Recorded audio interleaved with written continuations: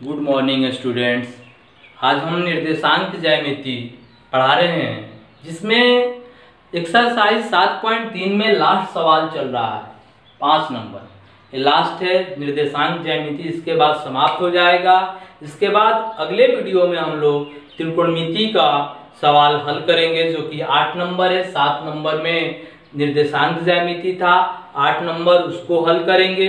अब देखते हैं कि 7.3 में हम लोग लास्ट सवाल हल करेंगे। आप लोग हमारे चैनल को लाइक, शेयर और सब्सक्राइब करिए, और यदि वीडियो में कुछ समझ में नहीं आ रहा है तो आप कमेंट करिए। आप लोगों की समस्या हम लोग जल्द से जल्द हल करेंगे, और इसके लिए एक वीडियो भी हम लोग बनाएंगे। यदि आपको कमेंट में कुछ दिक्कत हो रहा है तो वीडियो के द्वारा आपके पास हम लोग भेज देंगे। आप लोग हमारे चैनल को लाइक, शेयर और सब्सक्राइब करिए। चलते हैं अब 5 नंबर सवाल में कि कक्षा 9 में आपने पढ़ा, अध्याय 9 उदाहरण 3, कि किसी त्रिभुज की एक माध्यिका उसे बराबर क्षेत्रफलों वाले 2 त्रिभुजों में विभाजित करती है।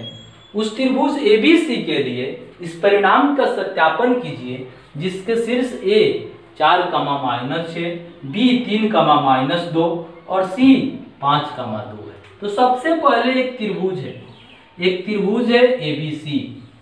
मान लीजिए त्रिभुज हो गया ABC, जिसके शीर्ष दिया है 4, -6, B का शीर्ष दिया है 3, -2 और C का शीर्ष दिया है 5, 2। तो इसमें हमें हल करना है कि किसी त्रिभुज की एक माध्यिका, तो किसी त्रिभुज की एक माध्यिका के बारे में बताना है। तो सबसे पहले माध्यिका के बारे में हम लोग जानते हैं कि माध्यिका है क्या। तो किसी त्रिभुज की माध्यिका उस जिस भुजा पर पड़ती है उस भुजा को 2 बराबर भागों में बांट देती है, अर्थात उस भुजा का मध्य बिंदु होता है। जैसे AD, मान लीजिए AD माध्यिका है जो BC पर पड़ता है, तो D क्या होगा? BC का मध्य बिंदु। BC को 2 बराबर भागों में बांट देगा, यानी कि BD बराबर DC, अर्थात D BC का मध्य बिंदु है। तो आप लोग मध्य बिंदु का तो सूत्र जानते ही हैं कि x बराबर x1 + x2/2 और y बराबर y1 + y2/2। तो इसी पर हम लोग हल करेंगे। सबसे पहले लिखेंगे BC के मध्य बिंदु D का निर्देशांक। BC के मध्य बिंदु D का निर्देशांक, तो D का निर्देशांक ज्ञात करेंगे। BC के मध्य बिंदु D का निर्देशांक यानी कि x, y का मान यदि लिखते हैं तो क्या होता है? x1 + x2/2, y1 + y2/2। तो x1 + x2, इसमें मान ले हैं इसको x1, इसको y1, इसको x2, इसको y2। तो x1 + x2 तो 3 + 5/2, y1 + y2 तो -2 + 2/2। तो 3 और 5 जोड़ेंगे 8/2, और -2 में से 2 घटाएंगे 0/2। इसको यदि कटाते हैं तो 4 दूनी 8, यानी कि 4, 0। D का मान क्या आ जाएगा? 4, 0। D का तो मान निकल गया। अब हमें इसमें ज्ञात करना है, क्या ज्ञात करना है कि उस त्रिभुज ABC के लिए इस परिणाम का सत्यापन कीजिए। किस परिणाम का? कि किसी त्रिभुज की एक माध्यिका उसे बराबर क्षेत्रफल वाले 2 त्रिभुजों में विभाजित करती है। इसमें उसकी माध्यिका उसे 2 बराबर क्षेत्रफल वाले त्रिभुजों में विभाजित करती है। मतलब कि एक त्रिभुज ADB और एक त्रिभुज ले लेते हैं ACD। एक त्रिभुज ADB और एक त्रिभुज ACD, इन दोनों त्रिभुजों के क्षेत्रफल बराबर आएंगे। इसी को हमें सत्यापन करना है। तो सबसे पहले हम लेते हैं त्रिभुज ADB में, मान लीजिए ADB में, तो ADB में यदि लेते हैं तो इसका मान x1, y1, इसको मान लेते हैं x2, y2, इसको मान लेते हैं x3, y3। अब निकालते हैं त्रिभुज ADB का क्षेत्रफल। तो त्रिभुज का क्षेत्रफल बराबर आप लोग जानते हैं 1/2 × x1 × y2 - y3 + x2 × y3 minus y1 plus x3 into y1 minus y2। इतना हो गया। अब मान रखेंगे 1/2 इंटू x1 का मान क्या है 4, तो इसका मान रख दिए 4 इंटू y2 माइनस y2 का मान 0 और y3 का मान -2, तो 0 और minus minus plus 2 plus x2 का मान कितना दिया है 4 इंटू y3 माइनस y3 का मान -2 और y1 का मान -6, तो -2 और minus minus plus 6 plus x3 का मान दिया है 3 इंटू y1 माइनस y1 का मान -6 और y2 का मान 0, यानी कि -6 माइनस 0। अब हम लोग इसको हल करेंगे 1/2 इंटू 4 और 0 में 2 जोड़ेंगे 2 प्लस 4, 6 में से 2 घटाएंगे 4 प्लस 3 और -6 माइनस 0 तो -6 हो जाएगा। अब 1/2 4 दूनी 8 प्लस 4 चौका 16 और प्लस माइनस माइनस 18।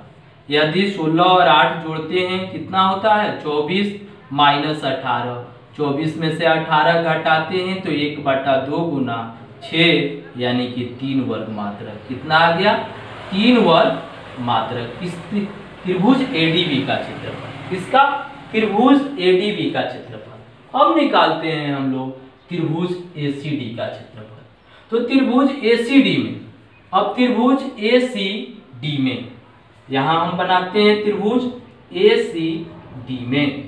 तो ACD में इसको मान लें x1 y1, इसको x2 y2 और इसको x3 y3।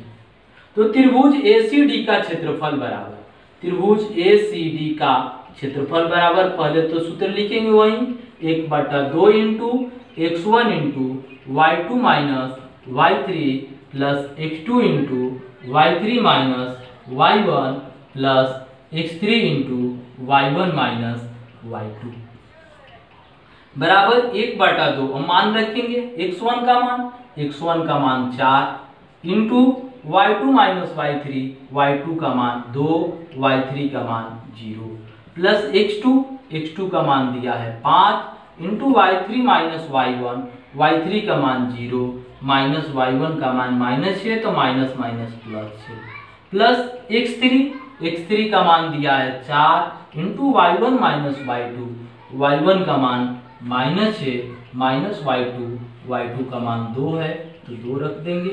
अब इसको हल करेंगे 1/2 इंटू 4, 2 में से 0 घटाएंगे 2 प्लस 5 इंटू 6 प्लस 4 इंटू -6 और -2 तो -8।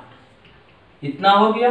अब इसको हल करेंगे 1/2, 4 में 2 से गुना करेंगे 8 प्लस 5 में 6 से 30 और प्लस माइनस 4/32, यानी कि 1/2 8 38 माइनस 32, यानी कि 1/2 में 38 में 32 घटाएंगे कितना आएगा 6, यानी कि 3 दूनी 6, 3 वर्ग मात्रक। कितना आया 3 वर्ग मात्रक।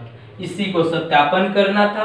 देखिए इसमें भी 3 वर्ग मात्रक और इसमें भी 3 वर्ग मात्रक, यानी कि त्रिभुज क्या लिखेंगे त्रिभुज ADB का क्षेत्रफल, त्रिभुज ADB का क्षेत्रफल बराबर त्रिभुज ACD का क्षेत्रफल। जब दोनों त्रिभुजों का क्षेत्रफल बराबर है तो क्या सिद्ध करना था, कक्षा 9 में आपने पढ़ा है कि किसी त्रिभुज की एक माध्यिका उसे बराबर क्षेत्रफल वाले 2 त्रिभुजों में विभाजित करती है, तो दोनों त्रिभुजों का क्षेत्रफल बराबर आ गया, यानी कि यही हमें सिद्ध करना था। उस त्रिभुज ABC के लिए इस परिणाम का सत्यापन कीजिए। अब आप लोगों को समझ में आ चुका होगा।